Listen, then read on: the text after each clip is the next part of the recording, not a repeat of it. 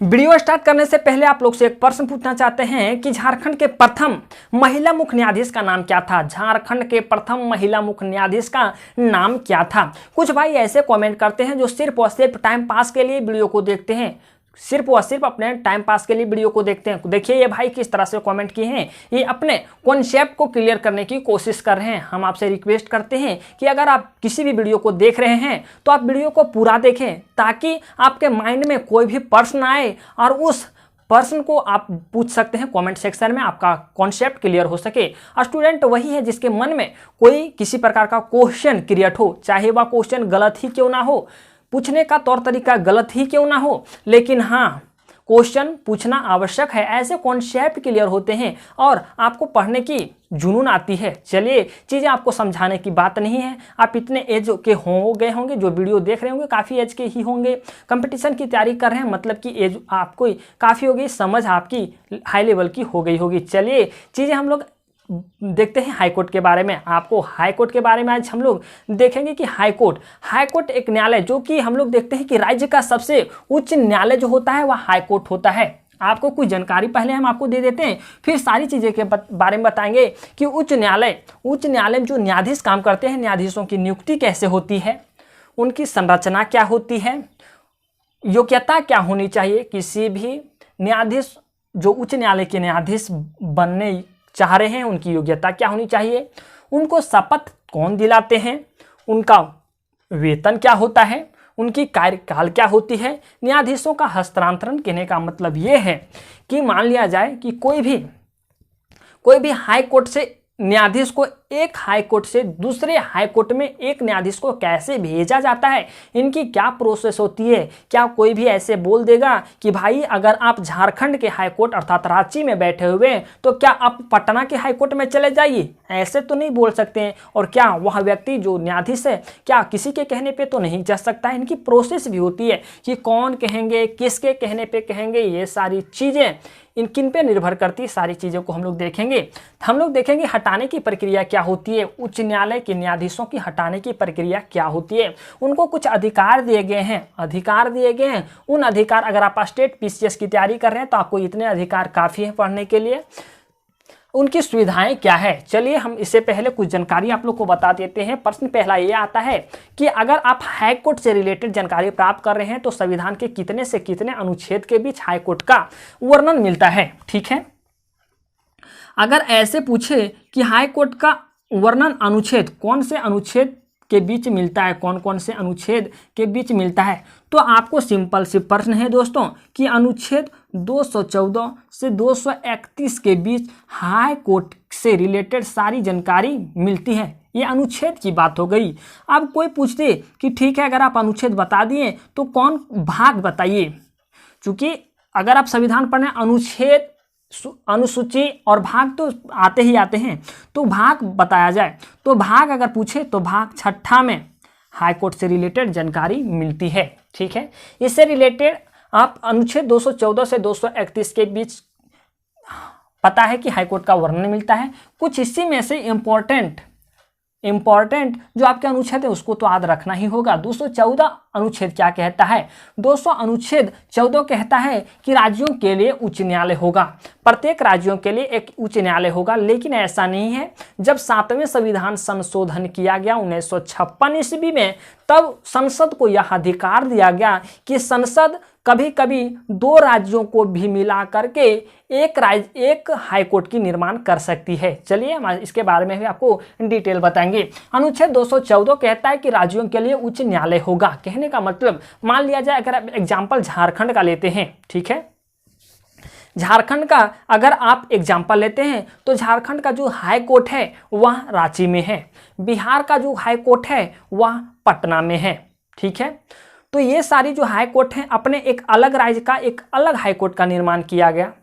जैसे कि झारखंड का एक अलग हाई कोर्ट का निर्माण किया गया, बिहार का एक अलग हाई कोर्ट का निर्माण किया। हम लोग देख क्या पा रहे हैं कि झारखंड एक अलग राज्य है तो इसके लिए अलग हाई कोर्ट का निर्माण किया गया, बिहार एक अलग राज्य है तो बिहार के लिए भी एक अलग हाई कोर्ट का निर्माण किया। ठीक है, लेकिन कभी कभी क्या होता है ना कि कभी कभी 2 राज्यों या तो केंद्र शासित प्रदेश। जैसे देखिए अभी अगर आप देख पा रहे हो कि 9 केंद्र शासित प्रदेश हैं, 9 केंद्र शासित प्रदेश में एक दिल्ली भी आती है। दिल्ली को एक अपना हाईकोर्ट दिया गया है, ठीक है।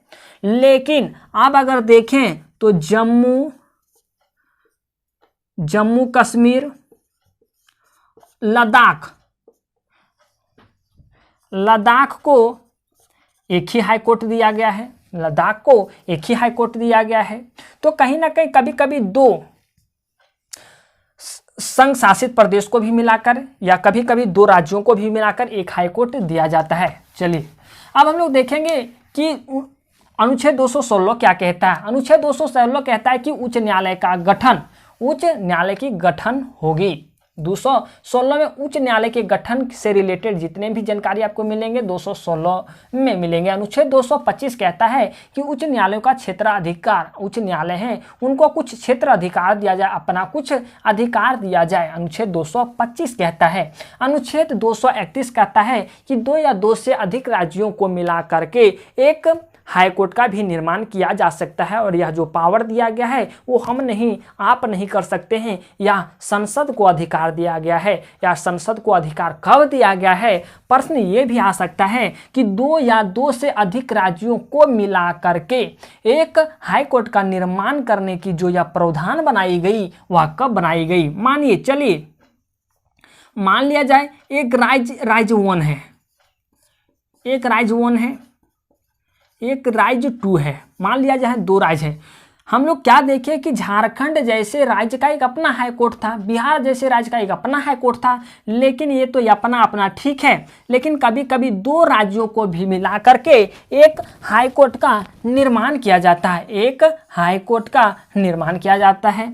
अब प्रश्न आती है कि यह प्रावधान कब जोड़ा गया, तो बता दे दोस्तों, ये 7वें संविधान संशोधन जब 1956 ईस्वी में हुआ तो अब ये बताया गया कि 2 या 2 से अधिक राज्यों का जो निर्माण के लिए एक हाईकोर्ट होंगे, और यह जो पावर दे दिया गया यह संसद को दे दिया गया, ठीक है।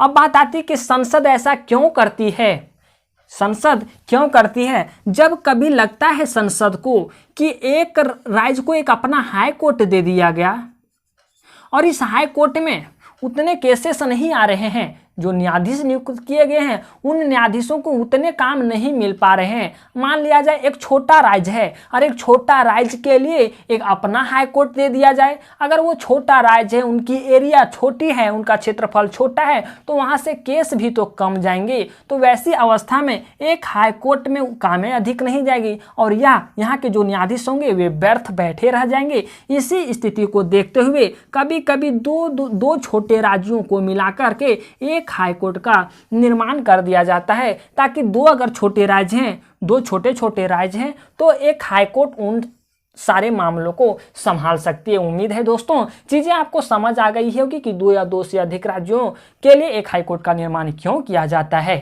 ठीक है, अब हम लोग आते हैं मूल फैक्ट पे। इससे पहले थोड़ी सी जानकारी और प्राप्त कर लें। ठीक है, आपको भी पता है कि हमारे जो संघीय शासन व्यवस्था है उसमें न्यायालय जो है 3 प्रकार के न्यायालय होते हैं। पहला होता है डिस्ट्रिक्ट, एक होता है आपका हाई कोर्ट, एक होता है सुप्रीम कोर्ट। ठीक है, तो हम अभी ज़्यादा फोकस आपको हाई कोर्ट पे करवाएंगे। हाई कोर्ट क्या है? देखिए, हाई कोर्ट मतलब कि क्या है कि उच्च न्यायालय, इसको हम लोग बोलते हैं हिंदी में उच्च न्यायालय। तो उच्च न्यायालय, डिस्ट्रिक्ट कोर्ट को हम लोग अधीनस्थ न्यायालय भी कहते हैं। तो हाई कोर्ट डिस्ट्रिक्ट कोर्ट से ऊपर, देखिए ऊपर, और सुप्रीम कोर्ट से नीचे कार्य करती है, नीचे कार्य करती है। जानकारी के लिए आपको बता दें दोस्तों, कोई भी हाई कोर्ट हो वह संविधान की विधि को मद्देनजर रखते हुए काम करती है। ऐसा नहीं कि किसी भी राज्य का अपना हाई कोर्ट है तो वे अपने हिसाब से काम करेगी, ऐसा नहीं है। यहाँ न्यायिक जो प्रणाली अपनाया गया है वो एकीकृत न्याय प्रणाली को अपनाया गया है। ऐसा कभी कभी होता है कि कोई भी राज्य अपने मन से कोई भी कानून को बना लेती है, तो उनका एक अपना अधिकार है, लेकिन इसमें कोई अधिकार नहीं है। न्यायालय कहीं की भी न्यायालय हो, हाई कोर्ट कहीं की भी हो, वह संविधान को ध्यान में रखते हुए कार्य करेगी। ऐसा नहीं कि कुछ भी कर देगी, यह कानून बनाना नहीं है। इसलिए हम लोग कभी कभी पढ़ते हैं कि न्यायालय जो है वह एकीकृत प्रणाली है। हमारे संविधान में न्यायालय की जो प्रक्रिया अपनाई गई है वह एकीकृत प्रणाली को अपनाई गई है। उम्मीद है चीज़ें आपको समझ आ गई होगी। अब पहले आता है कि जो पहले है वह सबसे पहले उच्च न्यायालय कहाँ बनवाया गया था। तो सबसे पहले की अगर बात करें तो 1862 ईस्वी में 3 जगह न्यायालय बनाया गया था। पहला था मुंबई, मद्रास और कोलकाता। यहाँ एक चीज़ कॉन्सेप्ट क्लियर करने की बहुत अच्छी चीज़ है यहाँ, ठीक है। और जो चौथा उच्च न्यायालय बनाया गया वह इलाहाबाद में बनाया गया। इलाहाबाद में बनाया गया मतलब कितना ईस्वी को इलाहाबाद में बनाया गया?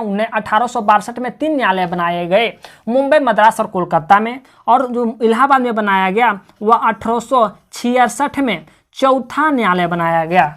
देखिए 1862 और 4 का डिफरेंस है 66, और चौथे हाईकोर्ट का निर्माण किया गया था। अर्थात 4 साल के बाद चौथा हाईकोर्ट का निर्माण किया गया जो इलाहाबाद में किया गया था। अब बड़ी प्रश्न यहाँ आती है कि इस टाइम कौन, मेरा भारत 1947 को आज़ाद हुआ, 1862 में कौन ऐसे लोग आ गए थे? हालांकि हिस्ट्री आपको उतनी जाननी नहीं है, लेकिन आपको यह कॉन्सेप्ट जो हाई कोर्ट अर्थात न्यायालय की जो प्रक्रिया और प्रावधान जो देकर गए हैं वो अंग्रेज देके गए हैं। क्या हमको डेट से ही देखने को मिल रहा है ना? क्या 1862 में मेरा देश के लोग तो दिमाग लगाने वाले थे नहीं, ये तो ब्रिटिश का संस्था था, ब्रिटिश संस्था बना के गए थे और वही संस्था को हमारे आज यहाँ के संविधान ने अपना लिया है। तो क्या आप क्या समझ पा रहे हैं कि यहाँ के जो थे या जो व्यवस्था दिया गया था वह ब्रिटिश के द्वारा दिया गया था। आइए हम लोग देखते हैं कि न्यायाधीशों की नियुक्ति के संबंध में चीज़ों को देखते हैं। इससे पहले हम लोग संरचना देखेंगे।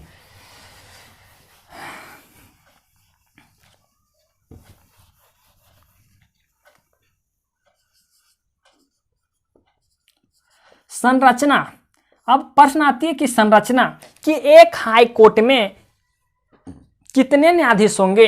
प्रश्न ये आता है क्योंकि आपको हम जब सुप्रीम कोर्ट पढ़ाए थे, हालांकि सुप्रीम कोर्ट जिसमें पढ़ाए थे उसमें पढ़ाए थे कि टोटल 34 न्यायाधीश होते हैं, 1 + 33। 1 इसलिए क्योंकि एक मुख्य न्यायाधीश का पद होता है, एक मुख्य न्यायाधीश का पद होता है, और 33 जो होते हैं वो अन्य न्यायाधीश जो होते हैं उनका पद होता है। ये तो सुप्रीम कोर्ट की बात थी, लेकिन अब आती है कि भाई सुप्रीम कोर्ट की बात यहाँ नहीं करनी है, हाई कोर्ट की बात करनी है। तो हाई कोर्ट की जब बात करनी है तो हम आपको बता दें दोस्तों कि हाई कोर्ट में जो न्यायाधीशों की जो संख्या जो है वह कितनी है। तो इसका संविधान में कोई भी वर्णन नहीं है कि हाई कोर्ट में कितने न्यायाधीश होंगे, कितने न्यायाधीशों की नियुक्ति होगी। तो बात आती है कि क्या अनलिमिटेड कोई भी और कितने भी रह सकते हैं क्या, अगर कोई भी संख्या निर्धारित नहीं की गई है तो? नहीं दोस्तों, इसके लिए भी एक प्रावधान है कि राष्ट्रपति अपने इच्छा अनुसार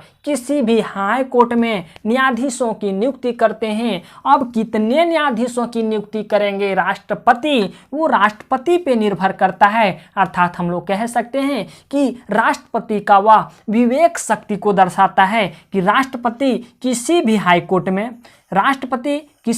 कोर्ट में कितने न्यायाधीश को नियुक्त करेंगे, या हम नहीं, या राष्ट्रपति का विवेक शक्ति बताएगा। चलिए अब देखते हैं कि न्यायाधीशों की नियुक्ति कैसे होती है। न्यायाधीशों की नियुक्ति कैसे होती है, हम लोग नियुक्ति के संदर्भ में बात करते हैं। न्यायाधीशों की जो नियुक्ति होती है, देखिए हम लोग मुख्य न्यायाधीश की अगर नियुक्ति की बात करें, अगर अभी हम एग्जाम्पल लें तो अभी झारखंड के मुख्य न्यायाधीश जो हैं वो डॉक्टर रवि रंजन हैं, ठीक है। तो इनकी नियुक्ति कैसे हुई होगी? तो ये मुख्य न्यायाधीश के तौर पे काम करते हैं। तो ये जो मुख्य न्यायाधीश के तौर पे जो काम करते हैं, इनकी नियुक्ति जो करते हैं वो राष्ट्रपति करते हैं। राष्ट्रपति क्या अपने से करते हैं? नहीं, राष्ट्रपति जो परामर्श करते हैं वो सुप्रीम कोर्ट के मुख्य न्यायाधीश के साथ परामर्श करते हैं, प्लस राज्य के राज्यपाल के साथ भी परामर्श करते हैं। राज्य के राज्यपाल के साथ भी परामर्श करते हैं। उसके बाद किसी भी हाई कोर्ट का मुख्य न्यायाधीश नियुक्त किया जाता है। किसी भी हाई कोर्ट का एक मुख्य न्यायाधीश नियुक्त किया जाता है। तो आप क्या देख रहे हैं, राष्ट्रपति तो नियुक्ति करते हैं लेकिन वे अपने इच्छा अनुसार नहीं, किसी के सलाह पे काम करते हैं। सुप्रीम कोर्ट के मुख्य न्यायाधीश, और आपको बता दें कि सुप्रीम कोर्ट के मुख्य न्यायाधीश तो सलाह देते हैं, प्लस सुप्रीम कोर्ट के मुख्य न्यायाधीश 2 और वरिष्ठतम न्यायाधीशों से भी ये सुप्रीम कोर्ट मदद लेते हैं। उसके बाद ये अपना निर्णय राष्ट्रपति को देते हैं। अर्थात राष्ट्रपति किसी भी मुख्य न्यायाधीश की नियुक्ति करते हैं राज्यपाल और सुप्रीम कोर्ट के मुख्य न्यायाधीश के सलाह पे। ठीक है, अब ये बात तो ठीक है। अब प्लस आती है कि एक तो मुख्य न्यायाधीश का चीज़ें देख ली। अब अन्य न्यायाधीश का नियुक्ति कैसे होती है। अन्य न्यायाधीश का जो नियुक्ति होती है वह सुप्रीम कोर्ट के मुख्य न्यायाधीश, अब सुप्रीम कोर्ट के मुख्य न्यायाधीश, अब हाई कोर्ट के मुख्य न्यायाधीश, हाई कोर्ट तो चुना गया, अब हाई कोर्ट के मुख्य न्यायाधीश, राज्य के राज्यपाल प्लस राष्ट्रपति, ये तीनों के सलाह पे अब अन्य न्यायाधीशों की नियुक्ति करते हैं। अन्य न्यायाधीशों की नियुक्ति करते हैं। अब आपको क्लियर हो गया चीज़ें कि न्यायाधीशों की नियुक्ति, न्यायाधीश बोले तो एक मुख्य न्यायाधीश होते हैं, मुख्य न्यायाधीश की नियुक्ति कैसे होती है आपको पता चल गया। अब अन्य न्यायाधीशों की जो नियुक्ति होती है वो राष्ट्रपति ही करते हैं, लेकिन इन सारे के सलाह पे करते हैं। चलिए अब देखते हैं हम लोग योग्यता। आप इसे चाहें तो स्क्रीनशॉट ले लेते हैं, ले लें। चीज़ों को अगर आप समझ पा रहे हैं तो ठीक है, अगर फिर भी किसी प्रकार की डाउट आपके मन में रह जाती है या समझने में किसी प्रकार की प्रॉब्लम हो जाती है तो आप भी यही तक नीचे दिए गए कमेंट बॉक्स में कमेंट कर सकते हैं। हम आपके लिए अलग वे में समझाने की कोशिश करेंगे, अलग तरीके से समझाने की कोशिश करेंगे। आप अगर चीज़ों को समझ जाते हैं, इस कॉलम को अगर आप समझ जाते हैं तो अपने तरीके से अपने लैंग्वेज में, किसी के भरोसे नहीं रहना है, आपको अपने लैंग्वेज में चीज़ों को लिख लेना है। ठीक है, हालांकि कहीं का आपको कॉलेजियम सिस्टम का भी प्रावधान देखने को मिलेगा। और ये कॉलेजियम सिस्टम कुछ और नहीं था, जो सुप्रीम कोर्ट के मुख्य न्यायाधीश अन्य न्यायाधीशों की सलाह पे अपना निर्णय देते हैं, इसी को हम लोग कॉलेजियम सिस्टम कहते हैं।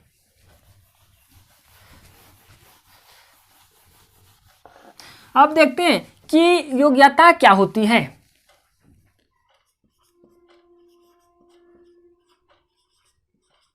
किसी भी न्यायाधीश की योग्यता क्या होनी चाहिए, क्या देखिए, पहले भाई भारत का नागरिक होना चाहिए।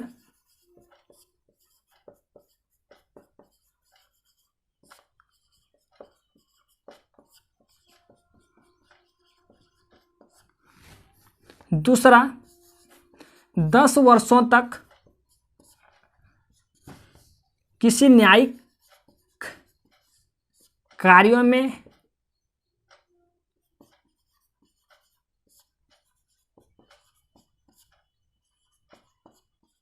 अनुभव हो, हाँ, या अनुभव होनी चाहिए। ठीक है। तीसरा, या तो किसी भी कोर्ट में, ये नहीं कहते हैं, किसी भी कोर्ट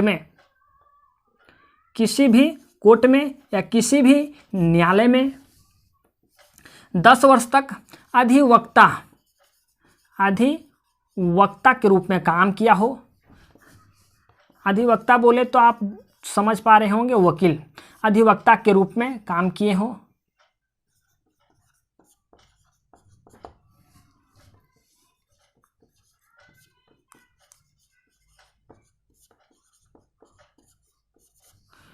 ये सारे चीज क्राइटेरिया होनी चाहिए। अब आपके मन में प्रश्न आता है कि सारे के सारे, अगर हम लोग संवैधानिक पद को देखते हैं तो सारे के सारे में ये बताया जाता है कि उम्र 25 होनी चाहिए, 35 होनी चाहिए, या 30 होनी चाहिए, या 21 होनी चाहिए। इसमें क्या उम्र की कोई चीज़ें नहीं बताई गई है क्या? संविधान में इसके बारे में कुछ भी वर्णन नहीं किया गया है कि इनकी एज ये होनी चाहिए या तो एज उतनी होनी चाहिए। किसी के बारे में इसका उम्र के बारे में वर्णन नहीं है।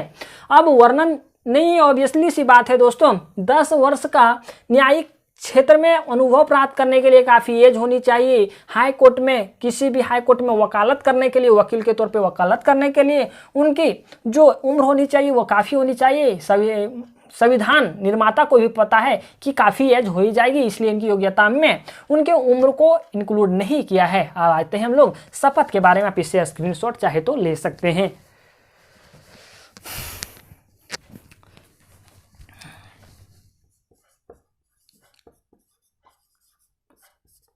आइए हम लोग देखते हैं शपथ के बारे में। अब न्यायाधीशों को शपथ कौन दिलाते हैं? न्यायाधीशों को जो शपथ दिलाते हैं वो राज्य के राज्यपाल न्यायाधीश को शपथ दिलाने की काम करते हैं। और आपको थोड़ा सा अगर आप पीछे वाले चीज़ों को याद करें कि किसी भी न्यायाधीश को जो शपथ दिलाने की काम करते हैं वो राज्यपाल करते हैं। और हम आपको वहाँ भी बताए थे कि राज्यपाल किसी भी स्थिति या परिस्थिति में या तो उनकी कभी मृत्यु हो जाती है तो वैसी स्थिति में राज्य के राज्यपाल के रूप में जो कुछ दिनों के लिए काम करते हैं वो मुख्य न्यायाधीश करते हैं। हाईकोर्ट के मुख्य न्यायाधीश ही करते हैं। अब चीज़ों को थोड़ा सा रिलेट कीजिए कि किसी भी राज्य का राज्यपाल की मृत्यु हो जाए, चूंकि आपको पता है कि राज्य के जो मुखिया के तौर पे काम करते हैं उन्हें हम लोग राज्यपाल कहते हैं।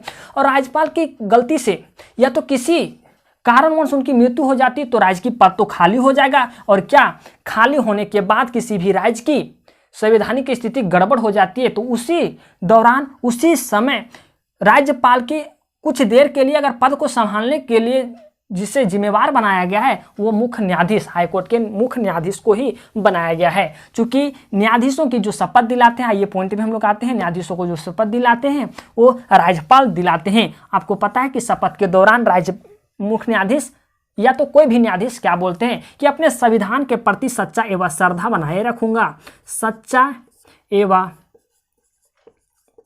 श्रद्धा बनाए रखूंगा।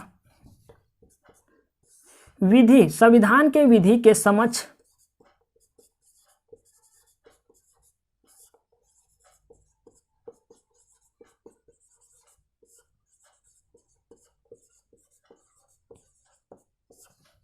न्याय करूंगा।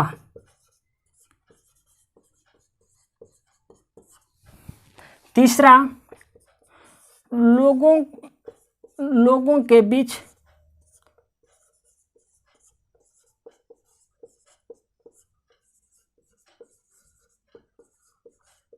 अखंडता बनाए रखूंगा।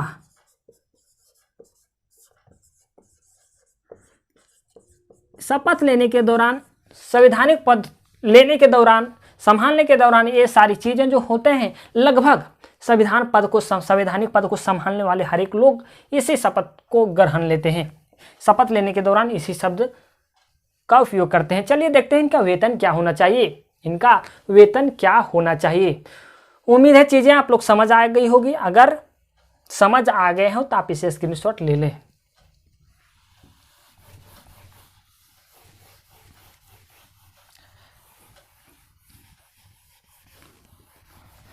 देखिए इनका वेतन क्या होना चाहिए। हम लोग तो वेतन की बात करें तो हाई कोर्ट के मुख्य न्यायाधीश का वेतन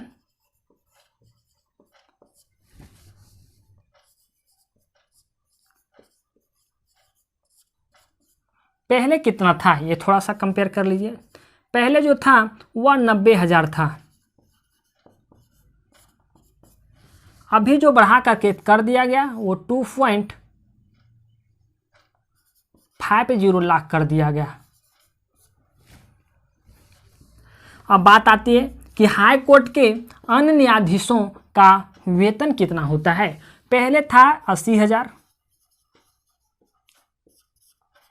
इसका जो इंक्रीज करके कर दिया गया वो कितना कर दिया गया, तो किया गया 2.28 लाख। ठीक है, ये चीज़ें कर दी गई। तो वेतन के संदर्भ में चीज़ें आपको समझनी नहीं है। वेतन, और हाँ पता है वेतन निर्धारित कौन करते हैं। प्रश्न ये भी आता है कि इनका वेतन जो निर्धारण करते हैं वो कौन करते हैं। तो इनका जो वेतन निर्धारण करते हैं, वेतन इनका जो नए निर्धारण करते हैं, तय करते हैं, वो संसद इनकी वेतन को तय करती है। ठीक है, अब देखिए इनका कार्यकाल क्या होता है। इनका कार्यकाल क्या होता है, आप इसे चाहे तो स्क्रीनशॉट ले लें। इनका कार्यकाल यही हम आपको बताते हैं। इनका कार्यकाल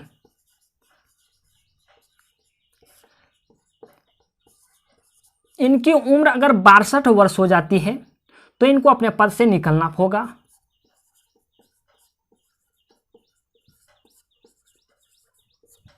बासठ वर्ष हो जाती है। दूसरा, अगर ये अपना त्याग पत्र देना चाहें, अगर इनको संवैधानिक पद सौंपा गया है, अगर वे संवैधानिक पद को संभालने में असमर्थ है, संविधान के पद को संभालने में असमर्थ है, इनसे पद संभाली नहीं जा रही है, उनकी कार्यभार यहाँ इनसे संभाली नहीं जा रही है, तो ये अपने त्याग पत्र राष्ट्रपति को दे सकते हैं। राष्ट्रपति को दे सकते हैं। तीसरा कंडीशन ये है कि संसद के सिफारिश के द्वारा इसे हटाया भी जा सकता है। संसद के सिफारिश के द्वारा।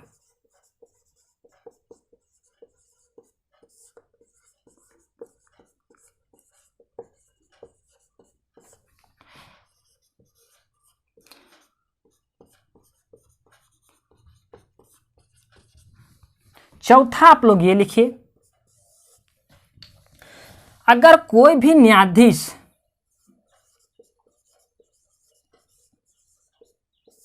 एक हाईकोर्ट से दूसरे हाईकोर्ट में हस्तांतरण किया जाता है, एक हाईकोर्ट से दूसरे हाईकोर्ट में भेजा जाता है, तो वे एक हाईकोर्ट के पद को छोड़ेंगे ही, और ये छोड़ेंगे ही।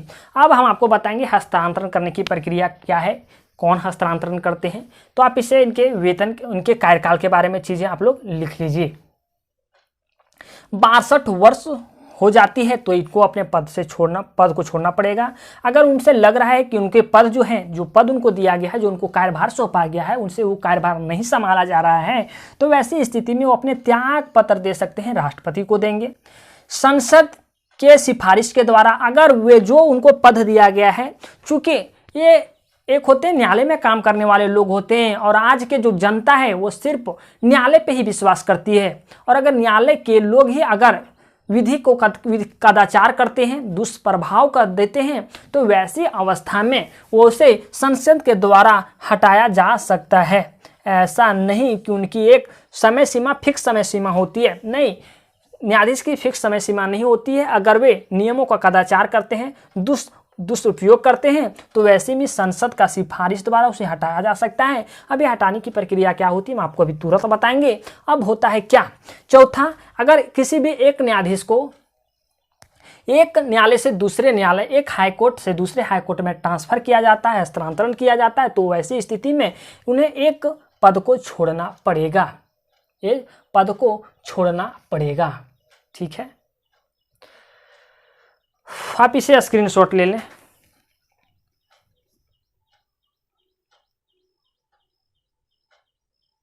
उम्मीद है दोस्तों आप इससे स्क्रीनशॉट ले लिए होंगे। अब देखते हैं हम लोग न्यायाधीशों का हस्तांतरण की प्रक्रिया क्या है।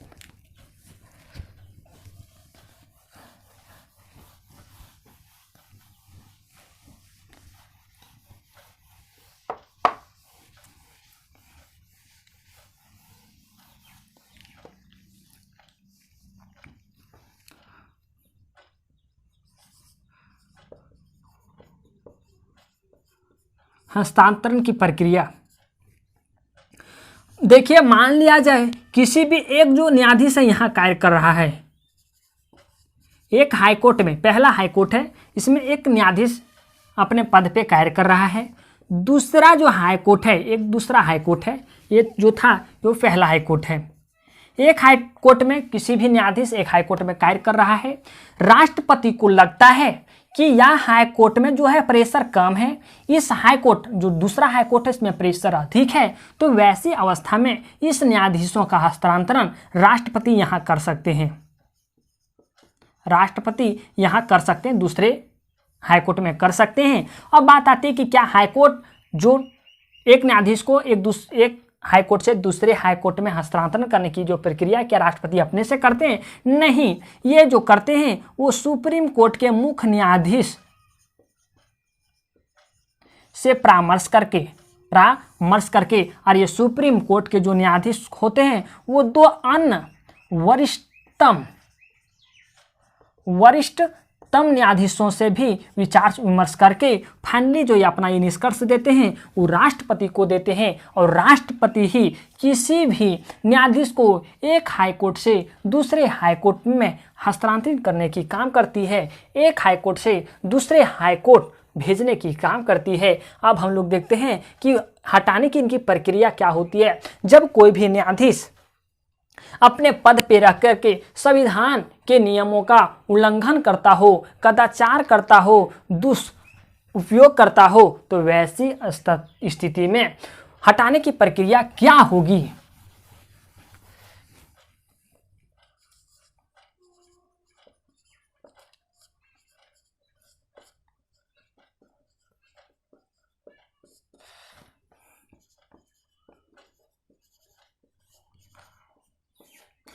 एक न्यायाधीश अगर नियमों का उल्लंघन करता हो तो सबसे पहले उनके खिलाफ अगर जो प्रस्ताव पेश किया जाता है, प्रस्ताव पेश किया जाएगा, मान लिया जाए लोकसभा में पेश प्रस्ताव किया जाएगा, फिर अगर राज्यसभा में किया जाता है। देखिए, अगर यहाँ थोड़ी सी समझने वाली बात है कि अगर लोकसभा में किसी न्यायाधीश के खिलाफ प्रस्ताव पेश किया जाता है, उस पर आरोप लगाया जाता है कि वे संविधान के नियमों का उल्लंघन कर रहे हैं, तो वैसी व्यवस्था में उन्हें निकाला जाए। निकालने के लिए उनके खिलाफ एक प्रस्ताव पेश किया जाता है। जस्ट यहाँ महाभियोग की प्रक्रिया के जैसा ही, लेकिन हम यहाँ महाभियोग प्रक्रिया का शब्द का उपयोग नहीं कर सकते। जैसे राष्ट्रपति को महाभियोग प्रक्रिया के द्वारा निकाला जाता है, जस्ट इसी तरह से महाभियोग प्रक्रिया के द्वारा इन्हें भी निकाला जाता है, लेकिन यहाँ महाभियोग शब्द का प्रयोग नहीं कर सकते हैं। कोई भी न्यायाधीश को अगर निकालना हो तो उनके खिलाफ एक प्रस्ताव पेश किया जाता है। अगर प्रस्ताव लोकसभा में पेश किया गया तो सबसे पहले 100 लोगों की अनुमति चाहिए। 100 लोगों की अनुमति चाहिए जो लोकसभा के मेंबर हैं। और अगर राज्यसभा में पेश किया जा रहा है इस प्रस्ताव को, तो 50 लोगों की अनुमति चाहिए। अगर राज्यसभा में सबसे पहले पेश किया जाता है, अधिकतर यहाँ देखा जाए तो सबसे पहले राज्यसभा में ही पेश किया जाता है। क्यों नहीं किया जाएगा? क्योंकि यहाँ 50 व्यक्ति की सहमति चाहिए, यहाँ 100 व्यक्ति की सहमति चाहिए। थोड़ी सी डिफिकल्ट है ना 100 लोगों की सहमति लेना, इसलिए राज्यसभा में ही 50 लोगों की सहमति लेकर के इस प्रस्ताव को पेश किया जाता है। प्रस्ताव को पेश करने के बाद, चूंकि आपको पता है कि राज्यसभा के जो सभापति होते हैं, जो मुखिया के तौर पे वहाँ अध्यक्षता करने की काम करते हैं, जो सभापति होते हैं वो इस प्रस्ताव को एक्सेप्ट कर भी सकते हैं और एक्सेप्ट नहीं भी कर सकते हैं। ठीक है, अगर एक्सेप्ट करते हैं, ठीक है, उसके बाद एक्सेप्ट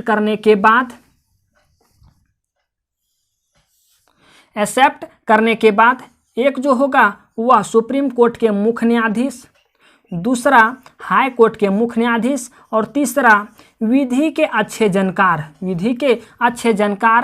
3 व्यक्ति जो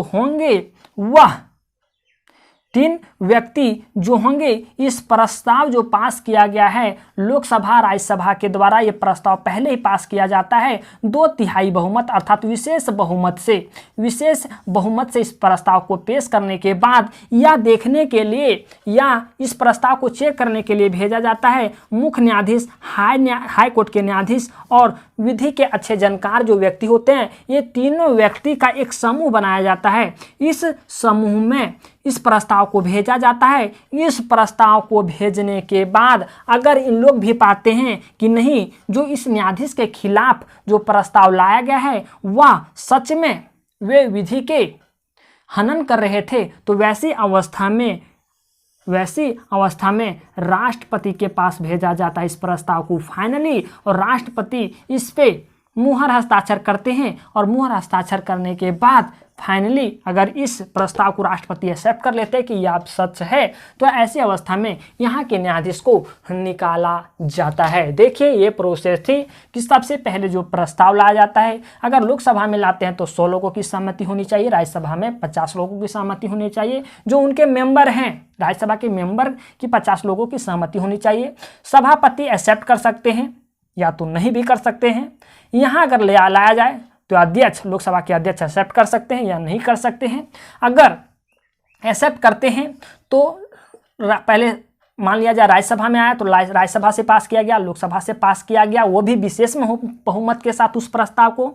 उसके बाद इसका देख रेख के लिए भेजा जाता है सुप्रीम कोर्ट के मुख्य न्यायाधीश, हाई कोर्ट के मुख्य न्यायाधीश और विधि के अच्छे जानकार जहां बैठे रहते हैं। एक इन लोगों का समूह बनाया जाता है। अगर इसमें भी पाया जाता है कि प्रस्ताव जो पेश किया गया सच में सच बात दर्शाती है, आज जो न्यायाधीश काम कर रहा था वो विधि के खिलाफ कर रहा था, तो वैसी अवस्था में ये भी देख लेते हैं। उसके बाद राष्ट्रपति को भेजते हैं। राष्ट्रपति भी इस चीज़ को ज्ञात कर लेते हैं कि सच में ये चीज़ें इनके खिलाफ था, ये सच में जो काम कर रहे थे वे विधि के खिलाफ था, तो वैसी अवस्था में न्यायाधीश को निकाला जाता है। हटाने की प्रक्रिया पता है आपको, क्षेत्र अधिकार बताना होगा। क्षेत्र अधिकार क्या है? क्षेत्र अधिकार आपको बेसिकली ये जानना है कि क्षेत्र अधिकार के बारे में हम लोग देखेंगे। मूल क्षेत्राधिकार में क्या आता है? मूल क्षेत्राधिकार में ये आता है कि कोई भी, आपको पता है कि संविधान के जो रक्षक होते हैं वो हाई कोर्ट होते हैं। संविधान के जो रक्षक होते हैं वो हाई कोर्ट और सुप्रीम कोर्ट। अगर कोई भी आम जनता के मौलिक अधिकार को हनन करने की कोशिश करता हो या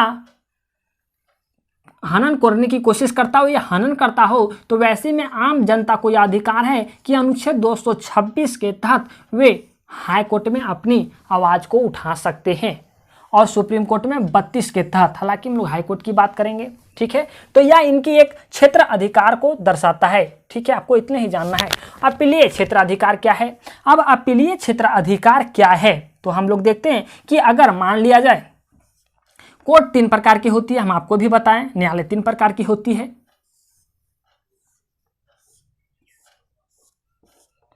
district court, high court, supreme court.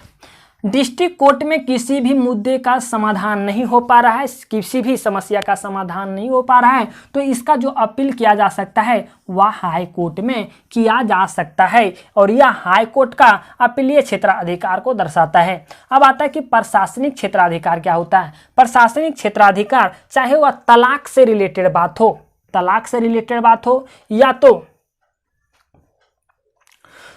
तो जल से रिलेटेड बात हो, सेना से रिलेटेड बात हो, आपको हम लिखा देते हैं ये तलाक से रिलेटेड बात हो। दूसरा जल से रिलेटेड बात हो, जल की कोई भी परेशानी हो या सेना विभाग की कोई परेशानी हो या न्यायालय के अपमान की कोई भी बात हो, तो ऐसी अवस्था में ये सारे के सारे जो सुनवाई होंगे वो सीधे हाई कोर्ट में इनकी सुनवाई होंगी और यह हाई कोर्ट का प्रशासनिक क्षेत्राधिकार को दर्शाता है। चलिए अब हम लोग देखेंगे कि इनकी सुविधाएं क्या होती है। देखिए, इनको वेतन तो दे दिया जाता है, इनकी सुविधाएं क्या होती है? तो इनको सुविधाएं जो होती है, इनको एक आवास दिया जाता है, इनको रहने के लिए एक आवास दिया जाता है, टेलीफोन का खर्चा दिया जाता है, आने जाने के लिए साधन दिए जाते हैं जिसे हम लोग यात्रा भत्ता कहते हैं, यात्रा भत्ता दिया जाता है। चौथा जो पॉइंट आता है वह आता है कि इनको स्वास्थ्य सुविधाएं दी जाती है। अगर आप किताब में कभी उच्च न्यायालय के बारे में पढ़ते हैं तो वहां आप पढ़ते हैं सेवानिवृत्त न्यायाधीश। ये कौन से न्यायाधीश होते हैं? तो ये वैसे न्यायाधीश होते हैं जो हाई कोर्ट या सुप्रीम कोर्ट में कभी काम किए थे, उम्र होने के बाद ये अपने पद को छोड़े हैं। अब बात आती है कि सेवानिवृत्त न्यायाधीश का काम क्या होता है। ये हाई कोर्ट या सुप्रीम कोर्ट में वैसे न्यायाधीश जो सुप्रीम कोर्ट या हाई कोर्ट में काम कर लिए हों, वो किसी डिस्ट्रिक्ट कोर्ट में, निचले स्तर के कोर्ट में अब वो काम नहीं कर सकते हैं। कभी कभी अगर किसी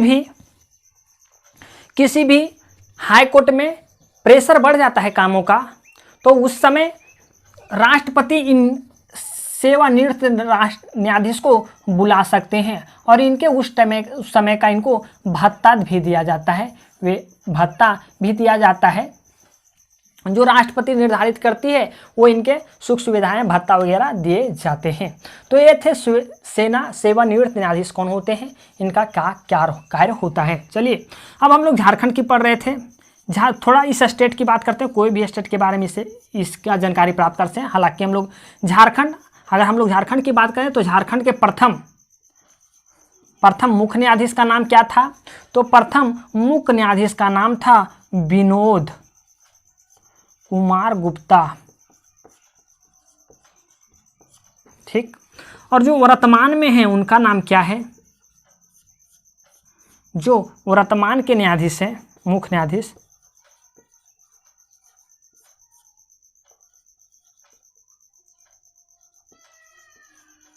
उनका नाम है रवि रंजन।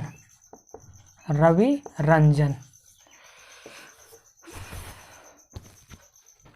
उम्मीद है दोस्तों चीज़ें आपको समझ आई होगी। अगर फिर भी किसी तरह की डाउट या किसी तरह परेशानी आपके मन में आ जाती है तो आप बेहिचक नीचे दिए गए कमेंट बॉक्स में कमेंट कर सकते हैं।